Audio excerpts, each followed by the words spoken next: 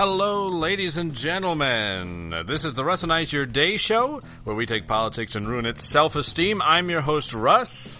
And I'm your other host, Brent. Now, tomorrow, of course, is Super Tuesday. We'll have more on that coming up in this episode. And also tomorrow, Brent and I will be... This was... we had a last-minute change. Wednesday. Yes. Wednesday now, we'll be recording with the Speaking for Him podcast. Andrew, who is the host of the Speaking for Him podcast, has let me know that the show will indeed be posted on Friday. March 4th. Oh, very nice. So we will specifically be talking about the Michigan primary. Excuse me, just bumped the desk there. Which is set for March 8th, so don't miss out on that. We will be sharing it on our social media pages. And also, I'm sure Andrew will be sharing it on his. You can follow him, if you'd like, on Twitter at Speaking for Him. That's the number 4. Or you can check out www.speakingforhim.com. And so for Super Tuesday tomorrow, since we have no show on Tuesday, I will be ensuring that both Brent and I have a social media presence throughout the day. And specifically as results roll in, he'll have to get his act together and figure out social media. So make sure you follow us on Twitter at Russinized, Russinized. You can also follow our personal accounts. I do a lot of tweeting from there. Mine is at Too Dangerous, which is TOODANGERUSS. And Brent, he finally changed his, so you don't have to make an international call to follow him on Twitter now. Brent, what is yours? It is at Top Shelf Brent. He's a bit of an alcoholic. Or I'm just the good stuff. Alcoholic. Good stuff. So follow him at Top Shelf Brent. Also, if you can't quite remember that, we do have it in the description section of the official at Russinized Twitter page, so it's got a direct link right to our personal Twitter pages. Follow us there. We'll have an enjoyable time tomorrow. Looking forward to it. Kind of that last-ditch effort to stop the Trump train. Choo-choo. Yeah, it's definitely full of a lot of hot air, but... Also, we do apologize to our YouTube viewers on Friday. We were working from the satellite studios, and we don't quite have the video capabilities at the satellite studios. We're in 2 different places for those, so yeah, it didn't work out to have an actual YouTube video posted.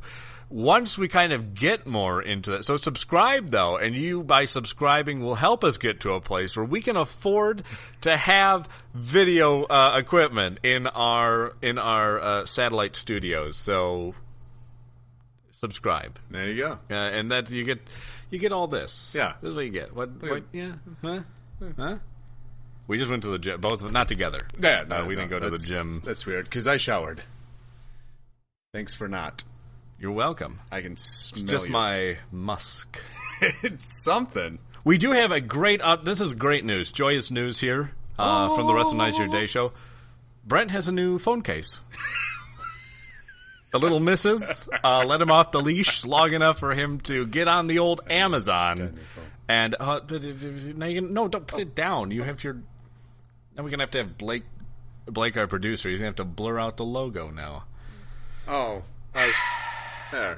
But there's a logo on. Oh, for crying out loud.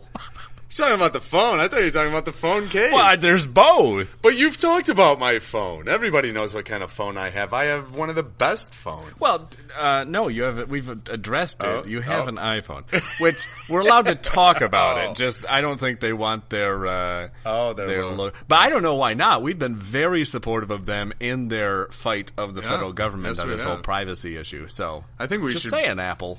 We got your back, Jack. Yeah, I think we should be sent all new Apple stuff. No, you can. You can probably send that. Samsung, you can send me some stuff. So I like the best, you know. Oh yeah. Now I'm going to be doing something right now that I don't usually do. Oh, I am going to no. Oh no. Say you're wrong. No. Well, no, I'm not wrong. No. I'm probably going to have to admit I was wrong after this because I'm turning the show over to Brent here. Oh. I'll still be involved. Don't worry. I'm still here, still involved. But we're going to go over to Brent here, who's been doing some research. He's been just focused on that research. I have been. So this is going into what we can expect tomorrow for Super Tuesday, Brent. So first, let's start out. What is the delegate count at the moment for both parties as it stands? Okay. Well, I did it individually because I thought that's what you wanted. So Thought I would for what I wanted. the delegate count for each individual. Oh yeah, no, that's okay. what I want. But I'm talking about each individual from both parties. Yeah. Yep. Okay, we got Trump leading at 82. Cruz right behind him at 17. Rubio at 16. Kasich with 6, and Carson at 4. Now on the Democrat side, we have Clinton at a She mere. doesn't have very much. No, it's. I can't even believe she's the front runner with these numbers. I mean, but, yeah, it's ridiculous. it is 544, and Sanders. Is that 5.44? No, I wish. And Sanders at a whopping 85. So he's barely beating Trump right now. Wow. Now on the Democrat side, it should be noted that they need. Do you know the exact? It's some 2,000. I think it's either 2,000 or 3,000. I think it's closer to 3 from what I was looking at. Okay. But I know it's double what the Republicans need, and the Republicans need almost 1,300. So if you double that, that's 26 roughly. Okay, for the Republican side, you need 1,237. Oh, okay. To have the nomination. On the Democrat side, you need 2,383. I wasn't way off. No, you weren't. I just did nice round numbers. Way off. You were off, but just not way off. Yeah. So those are the delegates standing right now. Do you know what I found interesting? This morning I got an email from the Ben Carson campaign. Yes. He needs money, apparently, was what the email said. They don't have enough money to be competitive in the 12 states tomorrow. That's rough. But, yeah, it's tough because I really admire Ben Carson and I really respect him, but I can't possibly grasp, and part of me also admires his fight. Yeah. But, I don't know. Given that there's other good people in the race, Yeah. but the other person we think is good is not a person Ben Carson thinks is all that great. They definitely don't have a good relationship at the moment. Which is partially, if not all the way, Carson's fault.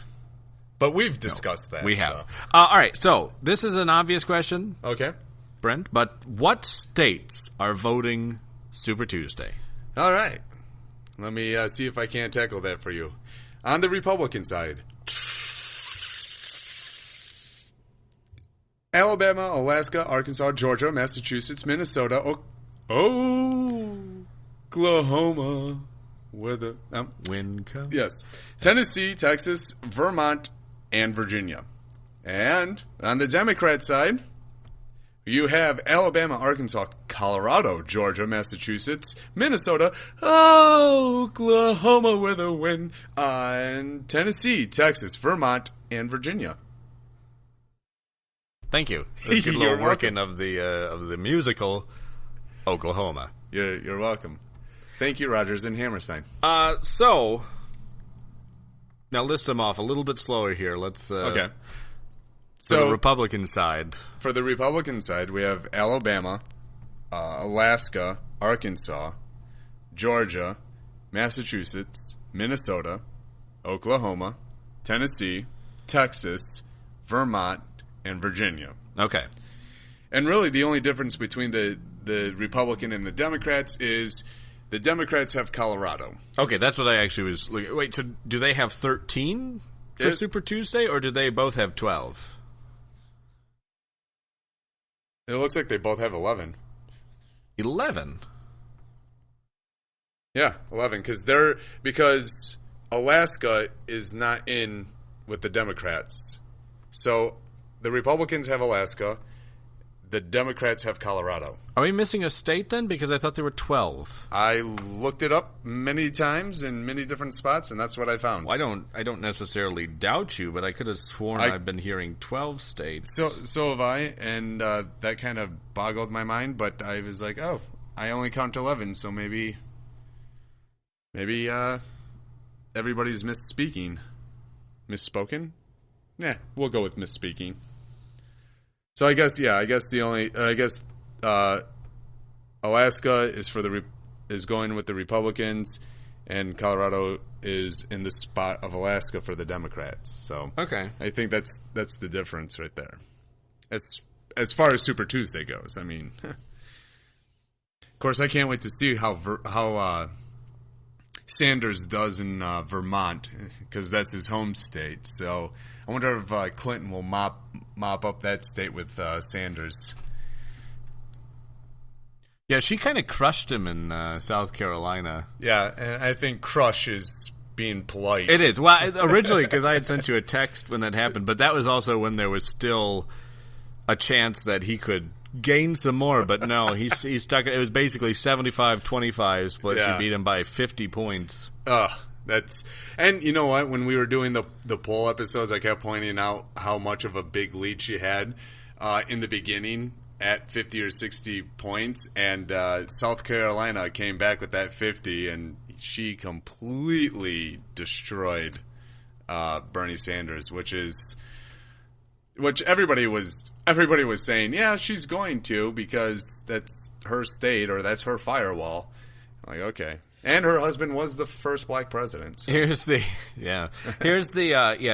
are 11 states. Here's a note here. Republicans in Colorado will also hold their caucus on Super Tuesday. Oh, okay. But the outcome will have no impact on how the state allocates its 37 delegates. Oh, okay. So I wonder if that's the same with Alaska then too for the Democrats. So why are they holding it is my question. They just do a caucus for the fun of it because it's so much fun. Yeah. They love a caucus. Everybody gets angry.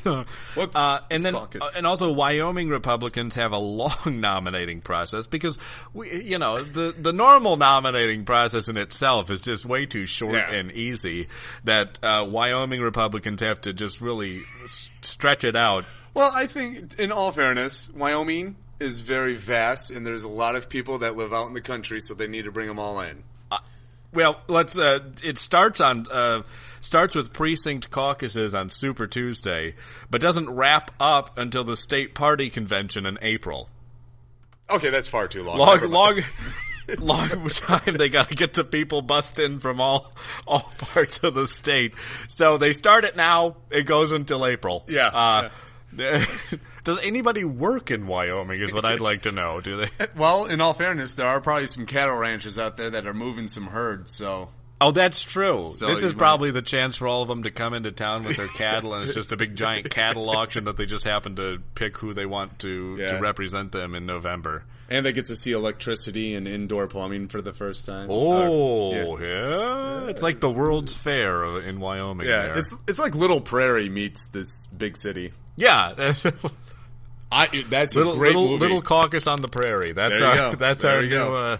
That's a new pilot coming to Whirlwind Media, so stay tuned for that. Little Caucus on the Prairie. There we go. It starts now. It'll last until April. That's just the casting for the movie. Yeah, well, we got to get everybody in from the far reaches, and then we cast them for it. So, we went over how many delegates are up for grabs. Did we? Yeah. No, we didn't. Yeah, we did. No, we didn't. We went up for the overall. You're right. Wow. Yeah. Look at you. Yeah. I'm so proud. So how many delegates are up for grabs on Super Tuesday? I feel violated, right? Where am I? Oh, okay, here we go. It touched your shoulder. That's weird that throws you completely off. Help, I need an adult. Oh, gosh. It's touching my face. I liked it.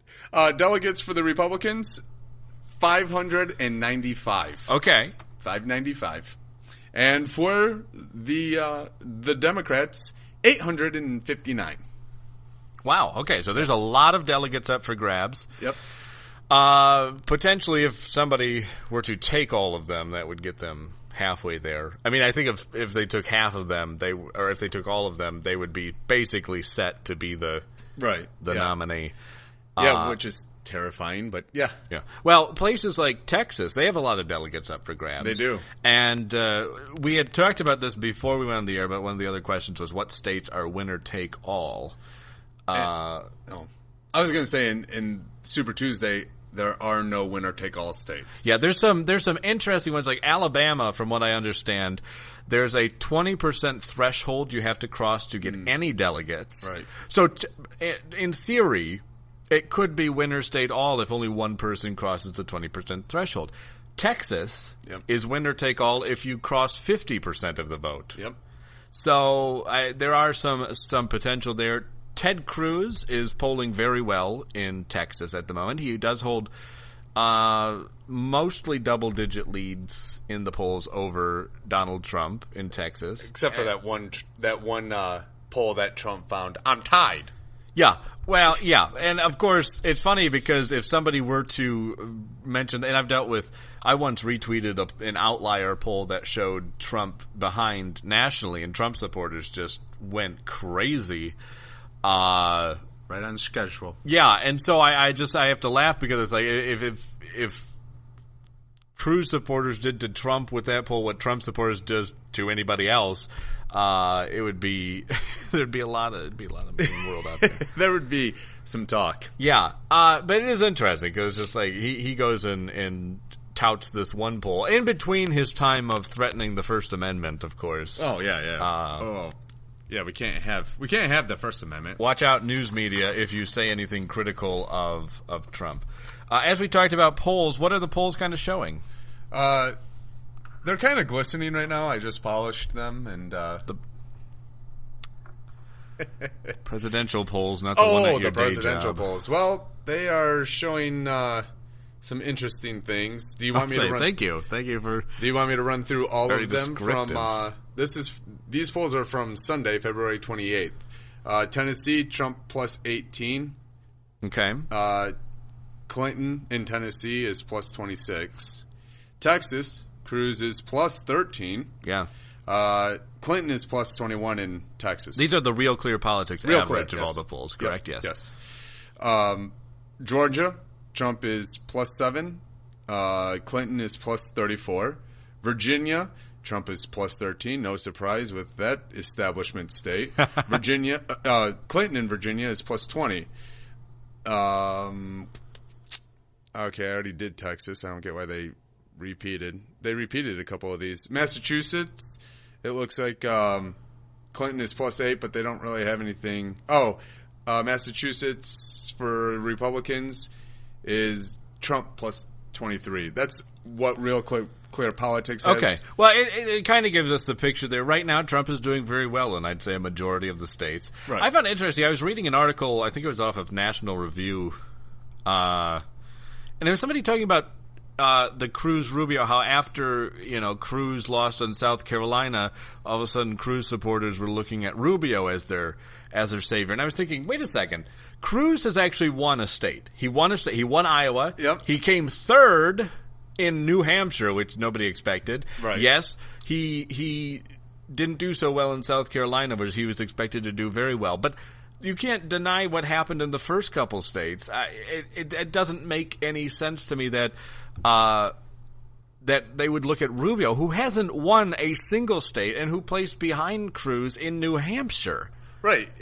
It's absolutely mind-boggling when people are saying, it's going to be Rubio. Well, why is it going to be Rubio? Because, like you said, Cruz is actually giving Trump a fight. Yeah. Now, Rubio is great with the one-liners and being able to stick and jab with Trump, but Cruz has got the intellect. Well, yeah, and I have to look at that, and I have to say I'm glad to see finally Rubio's joining the fight against Trump with Cruz, who's been doing it for a long time, and also fighting off Rubio at the same time. So it's about time they got their crap together. I haven't actually wanted to do much talking about Trump. We've kind of gone through a little bit of a streak where we really haven't talked about it. But some statements over the weekend he has made are rather worrisome. Specifically, he issued a stern warning to media outlets that are critical of him, stating that he will, and I quote, "open up our libel laws so when they write purposely negative and horrible and false articles, we can sue them and win lots of money." End quote.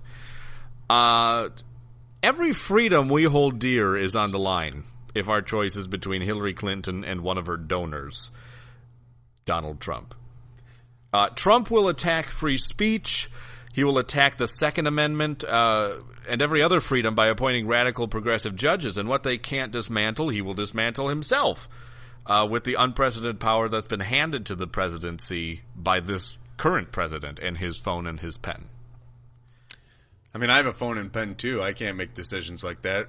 Right, honey? Well, I don't know. You seem to grew a pair when you got your phone case there. Small victories. Yeah. I'll take them. I'll take it. Also, over the weekend, along with threatening freedom of speech and freedom of the press, Donald Trump was asked about recent endorsement. Did you hear about this? He got endorsed by former KKK member David Duke, who ran robocalls on behalf of Trump. Believe me, I definitely heard that, and I was trying to look through social media, seeing who's like, yeah, that's awesome, and it's like, yeah, all the Trumpers were kind of quiet, and I'm just like, yeah, what do you guys have to say about your golden boy now? Now, Jake Tapper asked Trump if he would disavow the endorsement, and Trump refused to. He wouldn't disavow it. He said he didn't know anything about David Duke and white supremacy. He didn't know anything about that or white supremacists endorsing him. Now, let me tell you something, okay? If I'm in an interview with somebody from the media and they're telling me white supremacists have endorsed me, I'm going to, at the very least, I'm going to say, you know what? White supremacists, they're really not that great. So if they are indeed endorsing me, then I definitely do not condone that. At the very least, that's something you could say, whether you know or not. But no, he refused to disavow it. He said he didn't know who David Duke was, even though in 2000 he actually disavowed David Duke. Yeah, but that was 2000. Oh, right. That's 2015. How about that? He disavowed David Duke. Okay, well, that's a little bit, that was still, I mean, that's still a little bit. About a year ago. Yeah, I mean, but. Fair enough. Now his excuse, though, is that, it's an earpiece, faulty earpiece. He couldn't hear. Even though he couldn't hear, but Jake Tapper asked him about David Duke, and in the interview, he repeats David Duke. He heard enough to hear white supremacists and David Duke and endorsing him, because he even said, I don't know anything about white supremacists endorsing me. Yeah, that's, well, it's one of the golden mouths for conservatism. We'll go with that. With that. Yeah, he came to the defense. Well, I'm sorry. He was explaining why Donald Trump might not have rebuked David Duke so quickly because he had a faulty earpiece. Who said? Wait. Who said this? The golden mouth of conservatism on the right. He sits behind a microphone that's also golden. Interesting. Huh. Well, it doesn't surprise me whatsoever. Wait, what was his reasoning then? Well, I mean, because he had a faulty earpiece. That's why he didn't right on the show rebuke the claims. I don't know. I don't know if I hear these three words in used together, David Duke, white supremacists, endorse. I'm like, nope, no, thank you. Yeah. I don't want that. Yeah. But, but the same golden mouth was like, well, don't worry, because he came out on all social media and said that he absolutely doesn't like it. So after there was fallout from him not doing it on the network. Yeah. Also, I learned this. Donald Trump doesn't have an email address. You know why? Why? I don't know. It's really common sense if you think about it, because too many of his friends have been indicted because of their emails. So if Donald Trump had an email, guess what? He'd probably be indicted. Well, this is interesting because Ted Cruz has been hitting him hard on the fact that he hasn't released his tax returns yet, and bringing up that Donald Trump, and this is documented by media sources, ABC, CNN, has done business with mafia-related businesses, a particular construction company or concrete company. Either one is a good mob front, but their owner, the guy who owns it, is in jail for his ties to the mafia. I believe it's the Russians too. Okay. I didn't know that. And also you'd have to imagine too, he's got strong ties in Jersey City. Oh yeah. Actually, I just heard that another billionaire bought out one of his casinos there. Really? Yeah, he owns 2 casinos, and now I think it's Trump and like the Flamingo or something. maybe that's Las Vegas. Fitting. Trump and the Flamingo. But this is a huge issue, and I don't think any of this stuff is really. I don't know if any of these polls that have just been released have been reflective of what's happened over the weekend. I mean, it was a firestorm over the weekend of everything with Trump. I think his image is damaged. Max Lucado, a very well-known Christian author and pastor, really, he's come out now and spoken out against Trump. Then adversely, you have Trump gaining the endorsement of Chris Christie. He also got the endorsement of Arizona Governor Jan Brewer, former Arizona governor. He's also grabbed the endorsement of, this one was the most surprising of them all. Jan Brewer's kind of like Sarah Palin. But this one, the one that really surprised me was Alabama Senator Jeff Sessions. Yep. Who's long been defending Cruz. But what I find interesting, because Jeff Sessions is a big immigration guy. Yes. So according to what he says and with everything that's happened over the weekend with Trump, according to Jeff Sessions' endorsement, we're willing to sacrifice our First Amendment, our freedom of press, speech with a Trump dictatorship. Oh, yeah. That's what it's shaping up to be. I sent you an article by Mark Stein, who was actually quite surprised with Trump's comments on that, and it actually took Mark back, who Mark's been seemingly rather supportive of Trump.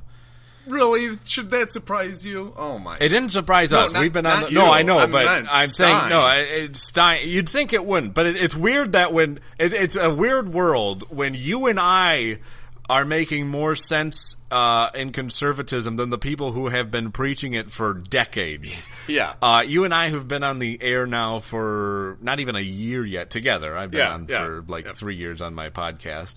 But it's nice of you to join the party. But it's weird that we're making much more sense. Yeah.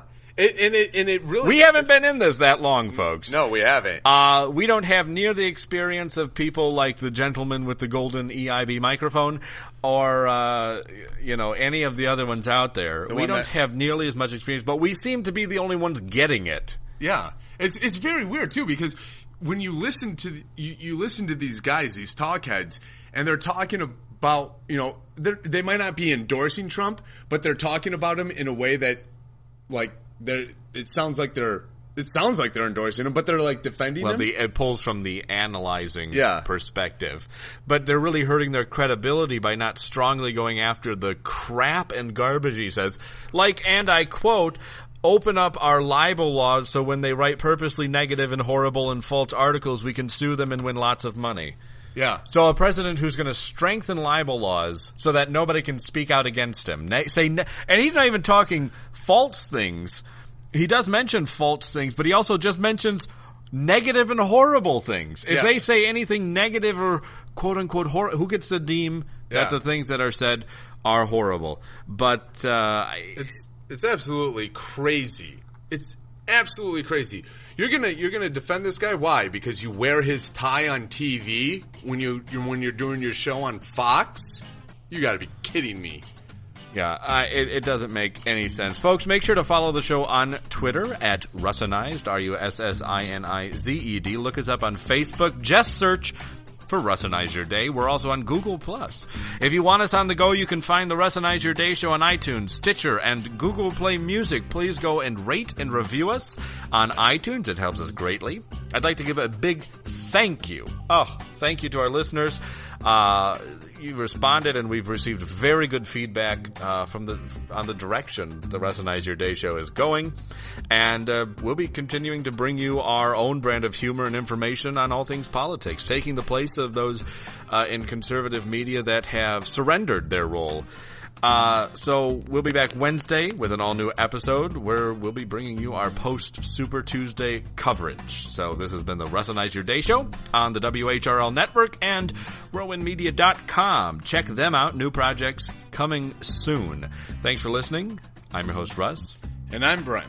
And once again, Wednesday we'll be recording with Speaking for Him, and Andrew will be posting that episode on Friday. So we'll also be talking a little post-Super Tuesday coverage on that show as well. We'll be doing back-to-back that day. But you can look for that on Friday. We'll make sure to keep you up to date on when we get that posted. Talk to you Wednesday.